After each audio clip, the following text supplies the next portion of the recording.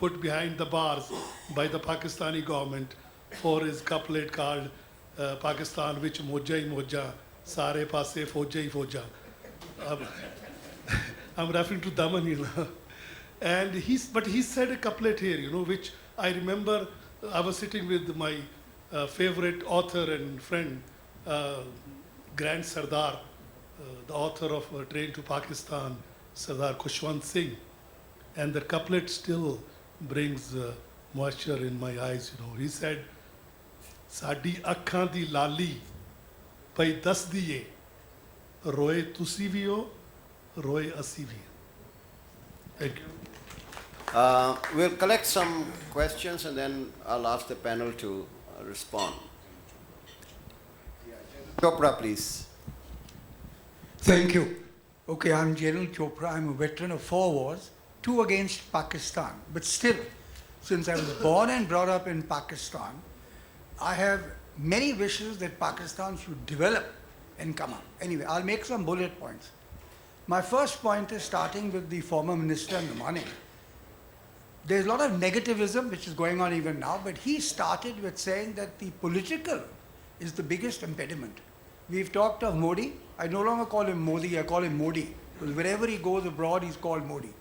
Mr. Modi, who enjoys the best mandate, is enjoying leadership in this country. He must, according to me, if we want trade with Pakistan, make an open declaratory statement that we will give Pakistan priority, notwithstanding the cross-border terrorism, which in my view will continue till you try and get Kashmir, which I want to assure you, you will never get. So we carry on with trade despite that, and he makes the statement, and what Foreign Secretary ex Muchkund Dubey said, duty-free, I'm saying, no customs duty. Please flood India with your goods. The example being China, you know, we have a trust deficit with China. But still, the $40 billion deficit, India is not flooded. So try it. So that's my first point. Second, my request to Pakistan, please open just one highway. Amritsar, Lahore, Islamabad, Rawalpindi, Khyber, Kabul. Don't worry about infrastructure. We are used to bad roads, so are you. But this, I've been on your roads, they are good. The Islamabad road is good. The Islamabad road is good because I'm in many track twos. Just open this road and see what a lot of difference it will make. My third point is, Yashwant Sinha talked about NGOs, institutes. He doesn't like the bureaucracy, Gondane. He said, keep the bureaucracy out, and I agree with him. I'm making another suggestion. Not the informal trade that Nisha Taneja talked about. I'm talking of the actual informal trade. We guys are at $2 billion and we keep chest beating all the time. They are $10 billion and they're going to expand further. What I'm saying, let's consult with them. Take tips from them. Take advice from them. I'm not being trivial. And you will see that how our trade will increase. Cut out all this red tapeism. And my very last point, Gondane again, if your SAARC is not being projected well by the media, I'm not going to blame the media. I'm blaming for hype. You all are not briefing them adequately. You are not sharing information with them. Unless the MEA does that, the media is going to screw you all the time. Thank you, Chairman. Let us have 3 more questions. One, this gentleman, yeah, go ahead. Whoever has the mic. So I am Pradeep Sehgal. I do trade with Pakistan via Wagah and road route. And though I'd like to, I am full of questions, but I'd like to restrict to 2 to Mr. Gondane. Sir, one thing is, relating to businessman's contact, because that's very important for business. As you might be aware, truck drivers from India and Pakistan drive to each other's port side.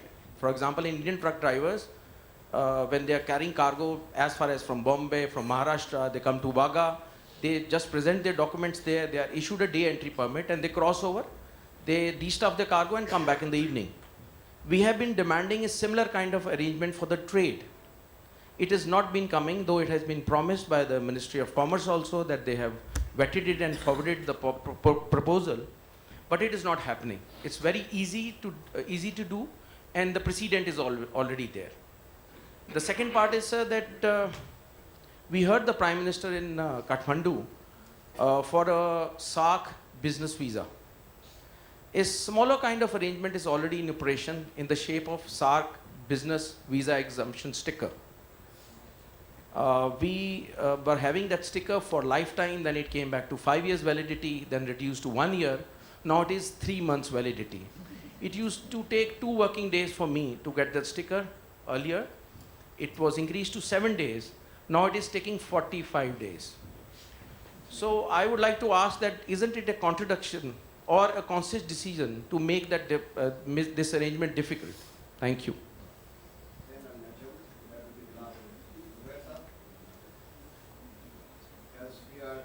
We have to give time to the panelists also. I'm sorry, we ran out of time. Thank you, Dr. It's just an observation. I'm very glad to hear General Singh talking about the intervention of the security establishment. Unfortunately, it exists on both sides of the divide. Put your mic up. Unfortunately, it exists on both sides of the divide. I wish there was someone to address this issue, some army men from Pakistan as well. But let me tell you very frankly, I, as a businessman, feel that we people are being held, the economic development of this region is being held by the security establishment, be it a Pakistani establishment or an Indian establishment. And please don't tell me there is no intervention. If there would have been no intervention, Siachen, Suleri issues would have been addressed up till now. Secondly, you have identified issues which are being addressed in Punjab, very true. They should have been addressed. But there are other major issues than that as well, which have been pending solution for the last 68 years. Let's not close our eyes to those issues as well and address them as soon as possible. Thank you. Thank you, Mr. Chair. Bipul Chatterjee from Cuts International. I have 3 specific questions or points. First to Dr. Husain. Dr. Husain, there is a perception, I may be wrong, there is a perception that in the international political economy that Pakistan is on the fringes of a troubled West. So what I'm going to hear from you, how Pakistan is going to change this perception that instead of a fringe element on a troubled West, it is a gateway to a prosperous East. So that's a question number 1 to you. My second question is to Mr. Gondane. When are you going to see the multimodal transport facilitation agreement to be signed? I mean, we know that it was to be signed in Kathmandu. There are some problems. It could be a real game changer in Indo-Pak trade relations, not just that, for the South Asia as a whole. And my third question is to Mr. Jaidi. I'm particularly pleased to hear about your arguments about bilateral relations or improvement in bilateral relations between between Mumbai and Karachi. So my question to you is that how you think how Mumbai should put pressure to New Delhi and vice versa, of course, to improve these bilateral relations. My thinking is that not enough pressure is being put from the Mumbai establishment to the New Delhi establishment. And there could be many other examples, such examples. So how Mumbai should put more pressure to New Delhi to improve these relations, and of course vice versa, Karachi to Islamabad. Thank you. Thank you. Najam? My question is for Neelam. You know, we know that the Pakistani Prime Minister, before he got elected and after his election, has gone the extra mile to try and de-link trade with India from politics and security. And that was why we were almost on the verge of a full-fledged agreement before the Indian elections. And the only reason why it didn't take place and why Manmohan Singh didn't come to Islamabad to sign that agreement was that there was some talk that it might become an issue in India's elections. might raise questions with your election commission. And also because there was some talk in Pakistan about maybe Congress is going to lose, maybe we should be doing this with the new government as a great confidence building measure. So it was held back. So your unexpected Prime Minister did the unexpected thing by inviting all the people, the leaders of South Asia, and Nawaz Sharif went the extra mile. He didn't agree with our security establishment in terms of what ought to be done and what ought not to be done, and he came here. He held his bilateral meeting, and all signals were go.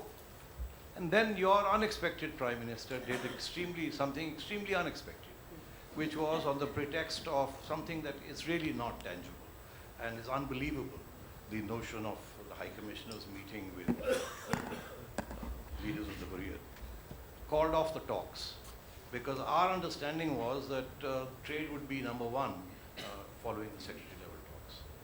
And now we have no idea where we stand, because both sides seem to have gone back to taking hard positions. So my question really is, should we be expecting the unexpected or unexpecting Prime Minister to do something unexpected and get back on track on trade soon?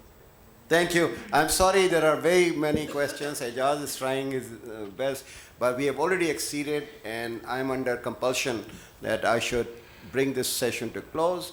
So I would request each of the panelists to answer the questions they feel that they would like to do it, because there are many questions and many observations. So let's start with Akbar. Yes, there was just one question about what Mumbai can do to... Karachi has no influence on Islamabad. It's only Lahore which has an influence on Islamabad, and Punjab. So, we are out of the equation. But I'm hoping that Mumbai and Gujarat may have some influence on New Delhi, and through business interests, if they are interested. I think that's a process which will take some time. Nothing more than that. Thank you.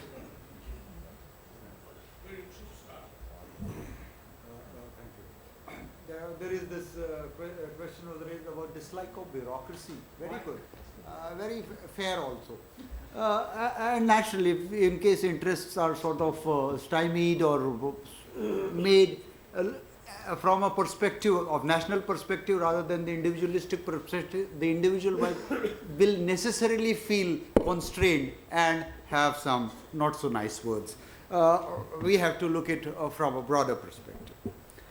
As for projection, I don't think it's a matter of what is happening, and so much is happening within the organizations or the institutions which have come up.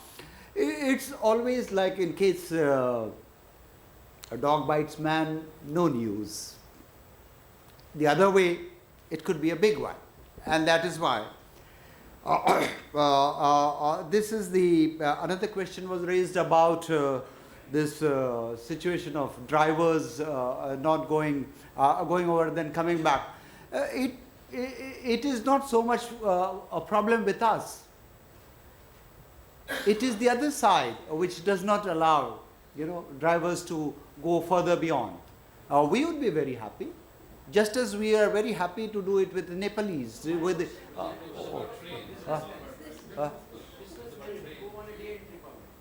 what's that? Huh? Yeah. But that is this is a very minor problem. Could be sorted out, but that is the Commerce Ministry would. I will not be able to comment from the SAARC side. As for you mentioned about the SAARC visa exemption, this visa exemption you mentioned, it's in a limited way, but it is still very functional in the sense that we have category A for parliamentarians, for jurists, judges, vice chancellors and things like that, category B for businessmen, sportsmen and all. For businessmen, we're giving 200 prominent businessmen, which the trade associations recommend to us. You mentioned about first being the delay being 2 days, then 7 days, then 45. I don't know where this figure comes from. Because, wait 1 minute. Now, as soon as the visa exemption application comes at the desk of the section officer, he puts it up to me. I don't remember even one case when it was not passed within that hour.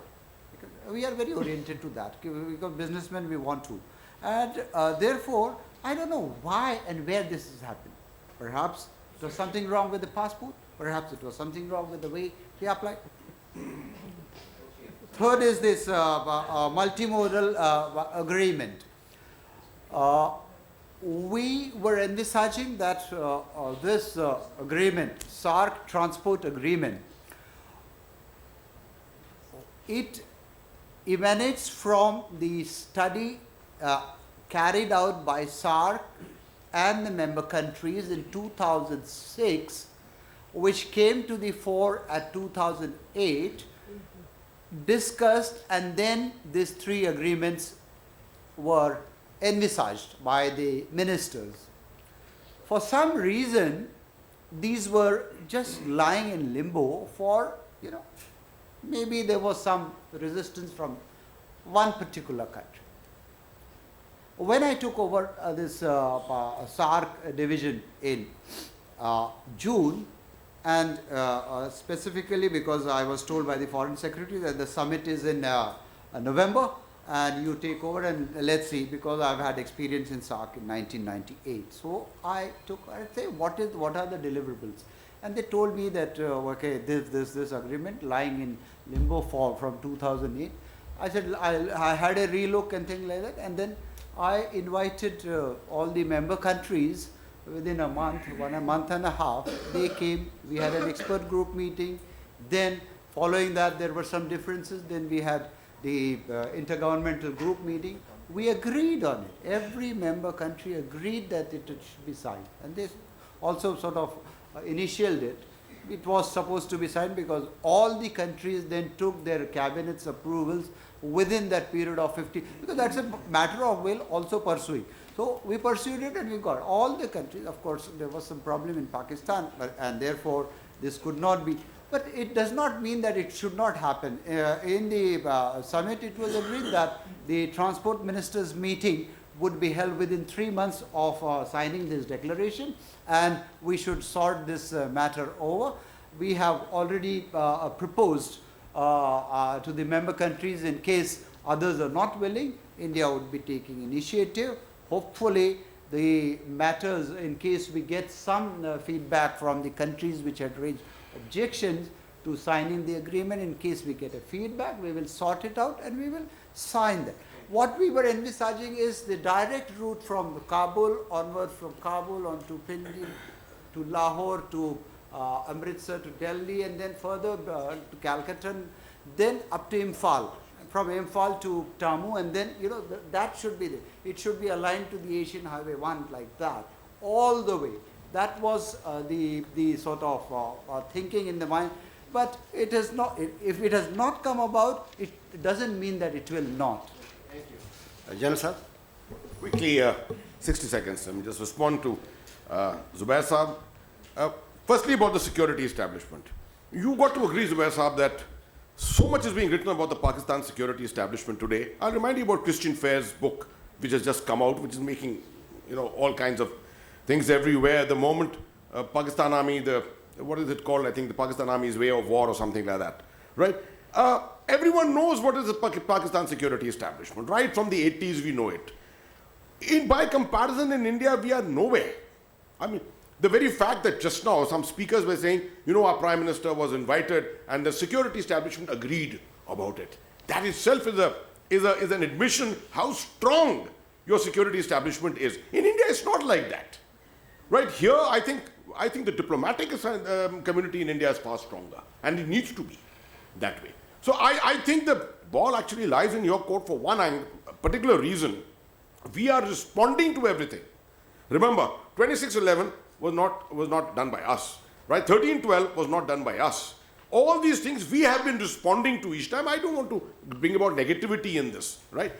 Somehow, taking the back step has to be done by Pakistan's security establishment. And I think that will be a great trigger in improvement of relations, number one. Number two, in the aspect of Pakistan's look east, possibility of a look east policy, let me just remind everyone, intellectuals, that Pakistan's religious ideological outlook is West-oriented, oriented towards West Asia. It's culturally part of South Asia. This has always been at the bottom of the complexities in its policy. I don't think it is possible for Pakistan to start looking east. It may trade east, but it can't start looking east in this manner. Thank you. My question was with respect to the issue Ajay. in the larger prospect. Zubair Sahab, you can We have pursue one. that bilaterally. We have one.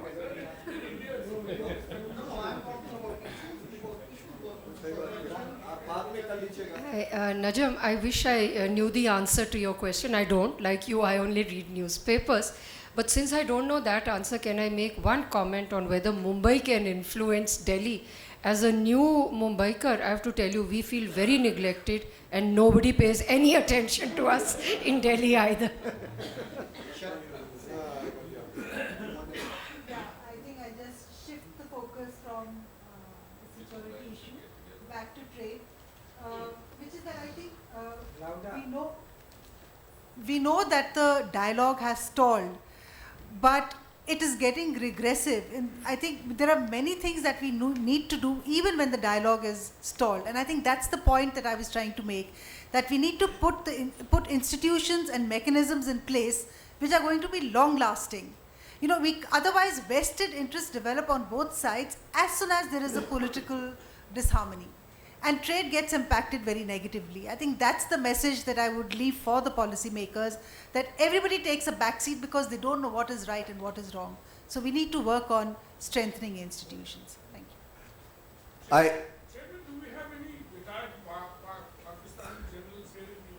I don't know whether there are or not. Can't tell. Oh, there are many track 2 I have attended where there are army generals who have talked to the army generals from India. So that's no dearth of those kind of dialogues. But I mean, you meet regularly, so that's not a problem. Let me conclude by thanking the panelists and just leaving this thought for you. East Asia, which consists of completely disparate countries having no historical, legal, social, cultural affinity or unity before their independence, is now 55% intra-regional trade. This region, which was connected as a custom union before 1947, has the infrastructure from Calcutta all the way to Peshawar, has the railway lines, has all the ingredients of culture, social, political, legal. Why is it that we are only, for such a long time, stuck at 5% of our total trade? That's a thought which I want to leave it to you. How many more millions of South Asians would have crossed the border of the poverty if the trade was the driver in this region? What living standards we would have achieved if we had continued this union which existed till 1965 in order to enhance the living standards of South Asia, which has 400 million poor, the largest concentration. So will security and politics dictate our future, or will common sense and rationality? That's the thought I want to leave with you. Thank you very much.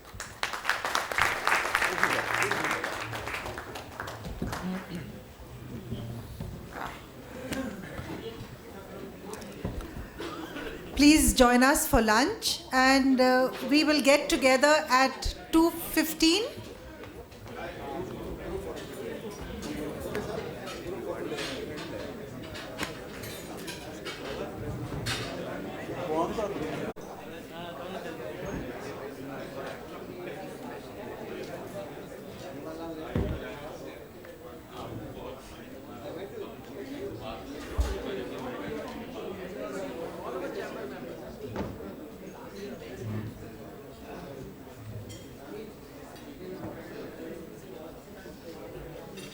Welcome back.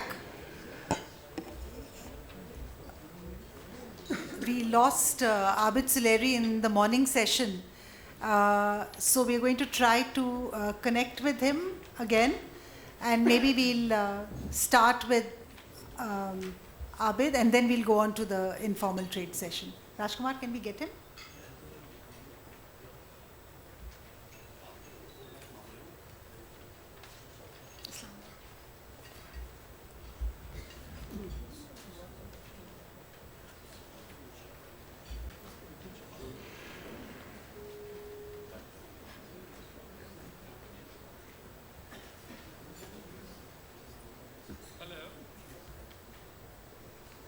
Hello.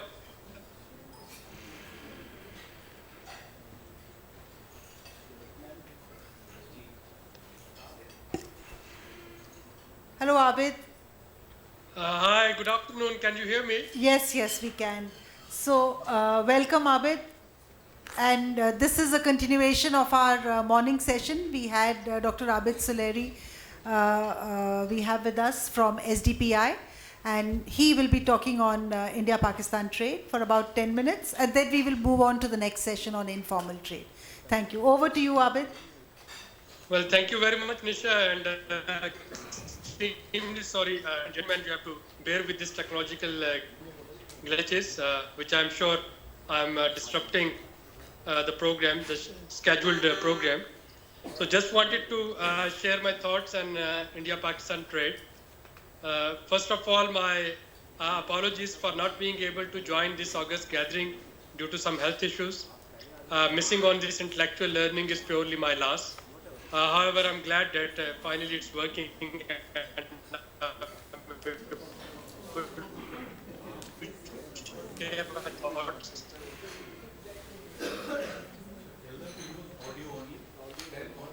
For us, I'm working with Professor Ishrat and team and with Qaiyum on enhancing Indo-Pakistan trade. It's a wonderful learning experience. The approach where the research team from both countries tried to look at the issues of bilateral trade in a holistic way and then shared the findings in a candid manner in order to be part of a solution has really worked well for us.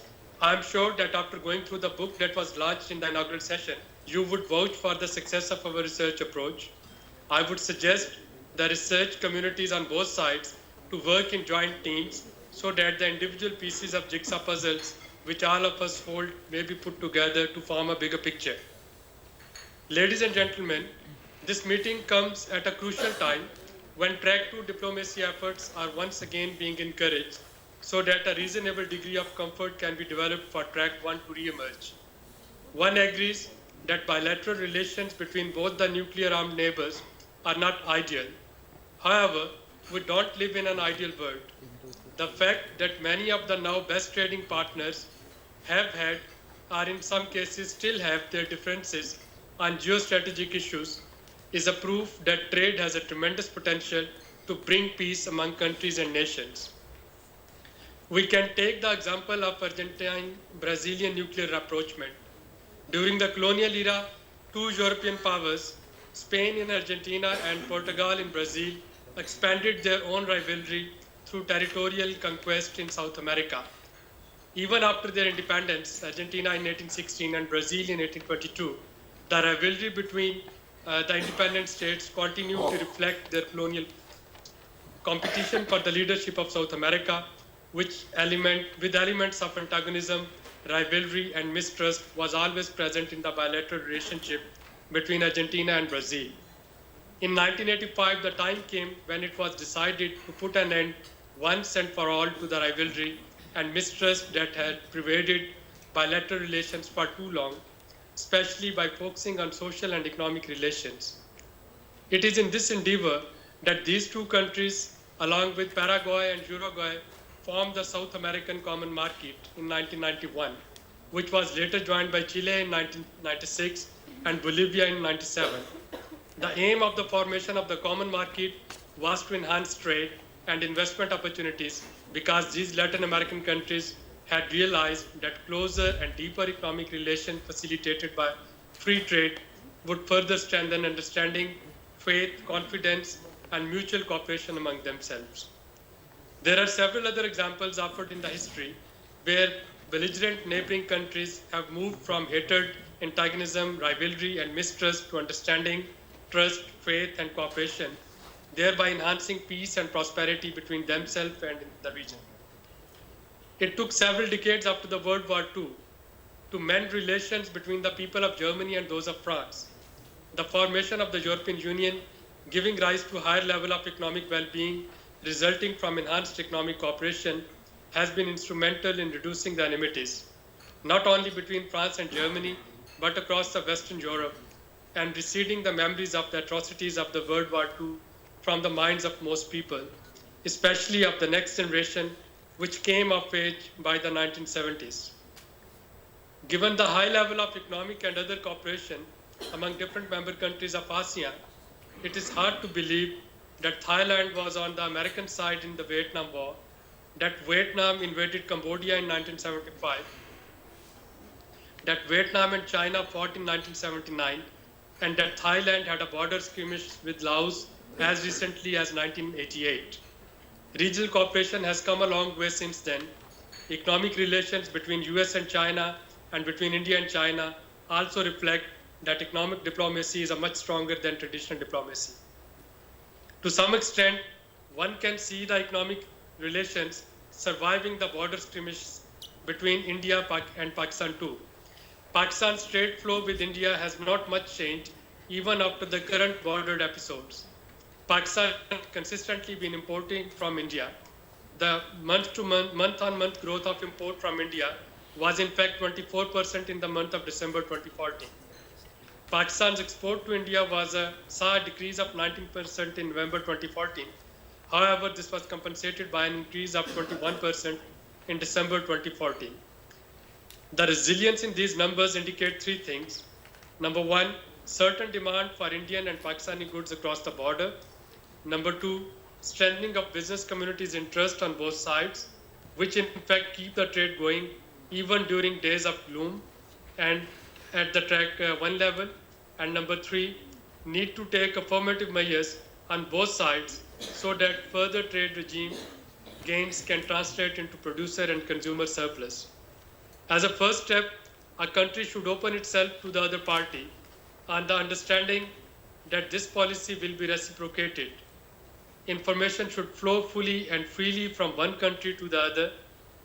Of course, the climate of mutual trust thus attained will not last if flanking and additional measures do not follow to give it a permanent character. Such additional measures include to keep talking, it's never over until it's over. Secondly, regional cooperation infrastructure projects have a potential for the improvement of the well-being of all parties involved. The East-West Economic Corridor, a 1,500-kilometer long highway project crossing 6 greater Mekong sub-region countries in the Southeast Asia, connecting South China Sea to Indian Ocean, and the Middle East Regional Cooperation Project are some good examples in this regard. In the same vein, the mega economic projects like the Turkmenistan-Afghanistan-Pakistan project would help in promoting trust and regional economic cooperation between India and Pakistan.